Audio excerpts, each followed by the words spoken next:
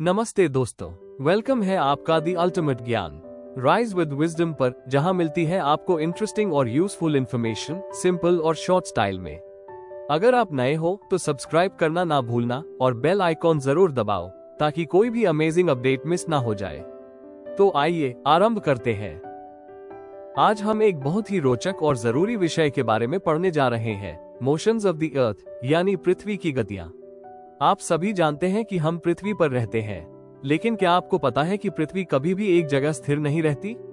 ये हमेशा चलती रहती है, लेकिन इस गति को हम आसानी से महसूस नहीं कर सकते क्योंकि हम भी उसके साथ ही चल रहे होते हैं। पृथ्वी की मुख्य दो मोशंस होते हैं, रोटेशन एंड रेवोल्यूशन। रोटेशन का अर्थ होता है पृथ्वी का अपने एक्सिस पर घूमना।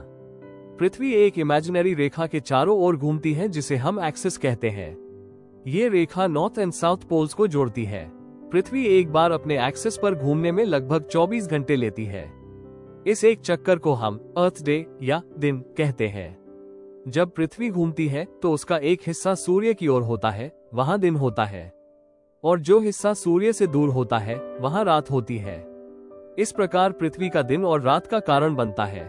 अगर पृथ्वी घूमना बंद कर दे तो क्या होगा? जिस हिस्सा पर सूर्य की रोशनी पड़ रही होगी वहां हमेशा दिन और गर्मी बनी रहेगी और बाकी हिस्से में हमेशा रात और ठंड होगी। ऐसे में जीवन संभव नहीं होगा। रेवोल्यूशन अर्थ है पृथ्वी का सूर्य के चारों ओर एक निश्चित पाथ में घूमना। ये रास्ता एलिप्टिकल ऑर्बिट होता है, यानी गोल नहीं बल्कि हल्का ओवल होता है। पृथ्वी को सूर्य के चारों ओर एक चक्कर लगाने में 365 1/4 दिन लगते हैं। हम आमतौर पर एक साल को 365 दिन का मानते हैं और हर साल का 1/4 दिन जोड़ते नहीं हैं। हर 4 साल में यह 1/4 दिन जोड़कर एक पूरा दिन बन जाता है। इसलिए हर चौथे साल फरवरी में 29 दिन होते हैं और वो साल लीप ईयर कहलाता है। एक्सिस इंक्लिनेशन पृथ्वी का एक्सिस सीधा नहीं होता, यह अपनी ऑर्बिटल प्लेन से 66 आधा डिग्री झुका हुआ होता है। पृथ्वी जब सूर्य के चारों ओर घूमती है तो उसका झुकाव हमेशा एक ही दिशा में रहता है। यही झुकाव और रेवोल्यूशन मिलकर सीजन्स को जन्म देते हैं।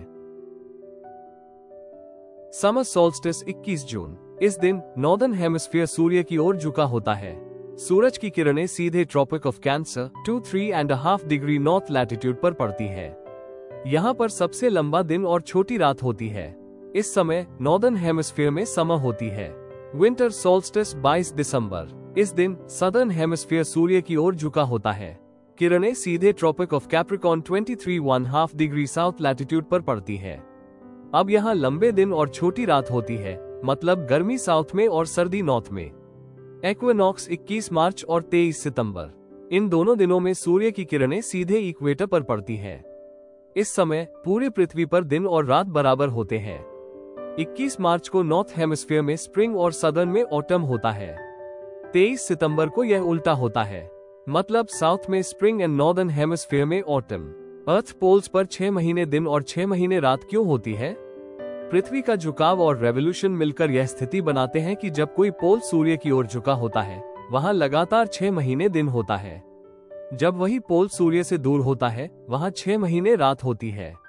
इंपॉर्टेंट टर्म्स: रोटेशन पृथ्वी का अपने एक्सिस पर घूमना, रेवोल्यूशन सूर्य के चारों ओर पृथ्वी की घूमना, लीप ईयर 366 दिनों वाला वर्ष, एक्विनॉक्स जब दिन और रात बराबर होते हैं, सोल्स्टिस जब दिन या रात सबसे लंबी होती है।